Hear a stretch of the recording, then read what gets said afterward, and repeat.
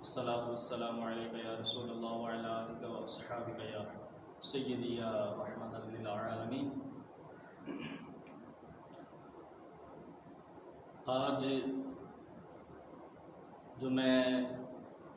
Topic لے کر حاضر ہوا ہوں، جو موضوع لے کر حاضر ہوا ہوں، وہ بہت ہی پیاری گفتگو خلیفہ ثانی سیدنا عمر فاروق اعظم رضی اللہ تعالیٰ عنہ کی خلافت کے حوالے سے، کہ جب آپ خلیفہ مقرر تھے تو آپ کو اپنی رعایا کا کس قدر آپ کو درد ہوتا، اور آپ کی سوچ کیا تھی کہ میری رعایا میں انسان تو کیا کچھ جانور بھی بھوکا پیاسا جو ہے وہ دنیا سے نہ جائے۔ تو اسی حوالے سے ایک بہت ہی پیارا واقعہ کہ حضور صلی اللہ علیہ وآلہ وسلم کے یہ پیارے صحابی جب آپ خلیفہ مقرر ہوئے تو مدینہ منورہ میں جب سردیوں کی رات آتی ہے، یعنی کہ جس طرح یہاں الحمدللہ پاکستان میں اللہ رب العزت کی ذات نے ہمیں 4 موسم عطا کیے، ان 4 موسموں میں ایک سرد موسم بھی ہے، اسی طرح مدینہ منورہ میں سرد موسم بھی آتا ہے۔ یہ اللہ رب العزت کی بہت بڑی شان، اس کی بہت بڑی نعمت ہے ہم گناہ گار انسانوں پر۔ تو جب موسم سرما کا آغاز ہوا اور سخت راتوں کا جب سلسلہ شروع ہوا، تو ایک رات حضرت سیدنا عمر فاروق اعظم اپنی معمول کے مطابق کہ آپ رات کے حصے میں اپنے خادم کے ساتھ جو ہے وہ مدینہ منورہ میں آپ راؤنڈ لگاتے، دیکھتے کہ کوئی شخص جاگ تو نہیں رہا، کوئی شخص کسی مصیبت میں جو ہے وہ مبتلا تو نہیں۔ اسی طرح آپ ایک رات اپنے معمول کے مطابق مدینہ منورہ میں آپ چکر لگا رہے تھے، گلیوں میں دیکھ رہے تھے کہ کوئی شخص جاگ تو نہیں رہا۔ تو آپ سفر کرتے ہوئے دیکھتے ہوئے آپ کیا دیکھتے ہیں کہ مدینہ منورہ سے باہر ایک جھونپڑی ہے، اس میں آپ کو ایک روشنی نظر آئی۔ آپ اپنے خادم اسلم کے ساتھ تھے، آپ چل پڑے اور چلتے چلتے جب اس جھونپڑی کے پاس پہنچتے ہیں تو کیا دیکھتے ہیں کہ وہ جھونپڑی، وہ خیمہ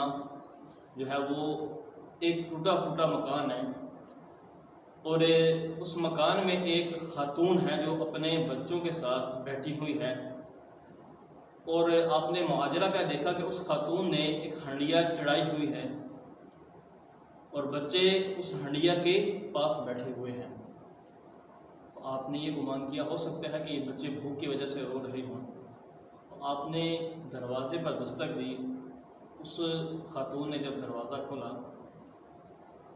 تو آپ نے اس سے پوچھا کہ یہ بچے کیوں رو رہے ہیں، کیا وجہ ہے، کیا معاملہ ہے؟ تو اس خاتون نے کہا کہ اے شخص، یہ بچے جو ہیں وہ کچھ دنوں سے بھوکے پیاسے ہیں،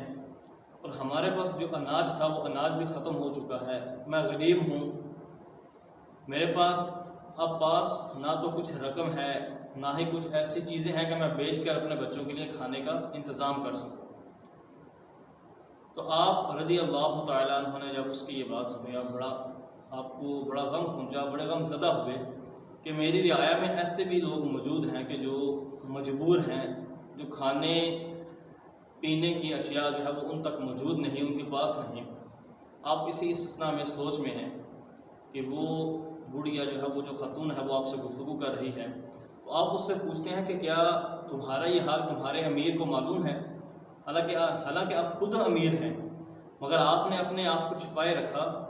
اس کے حالات کو جاننے کے لیے، یہ دیکھنے کے لیے کہ اس عورت، اس خاتون کا اپنے امیر کے حوالے سے جو ہے وہ کیا سوچ ہے، یہ کیا سوچ رکھتی ہے۔ آج جس طرح ہمارے معاشرے میں ہمارے جو حکمران ہیں، جو ہمارے رہنما ہیں، کہ جنہیں اپنی عوام کی، اپنے رعایا کی بالکل بھی فکر نہیں، یا وہ ہمارا ایک طبقہ کہ جن کو رب کی ذات نے اتنا جو ہے وہ نوازا ہے، اتنی مال و دولت دی ہے کہ وہ اگر چاہیں تو اپنے غریب پڑوسیوں کی، غریب محلہ داروں کی وہ مدد کر سکتے ہیں، مگر کیا ہے کہ وہ بے حسی کا شکار ہیں،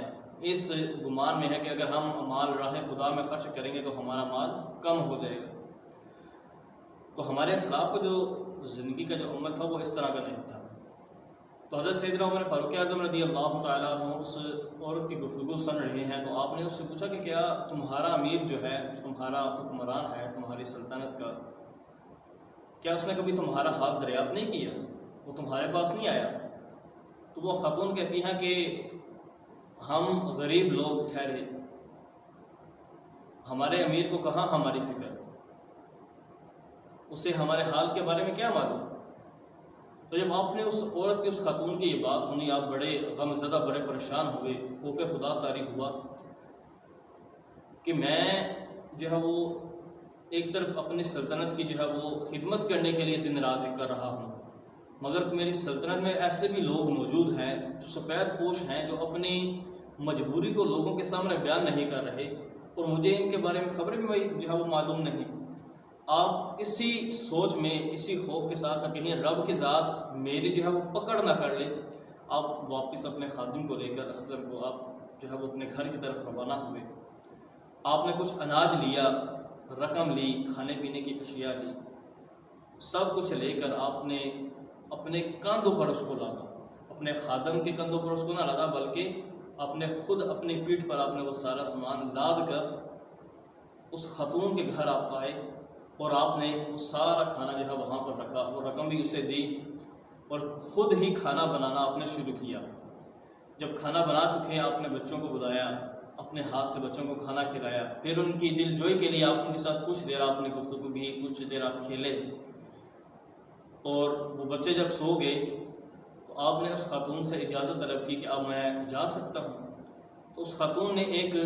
جملہ بڑا پیارا کہا، کہ اس نے کہا کہ اگر وقت کا امیر ہو تو آپ جیسا ہو۔ اب اس خاتون کو معلوم تو نہیں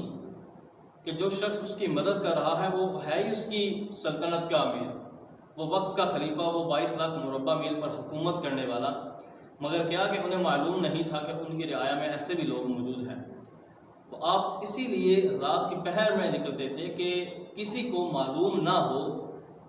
کسی کو خبر نہ ہو کہ جو ہمارا وقت کا جو امیر ہے وہ ہماری جو خدمت ہے وہ رات کے پہر میں بھی کرتا ہے، دن کے حصے میں تو ہماری مدد کرتا ہے، لوگ دیکھتے ہیں،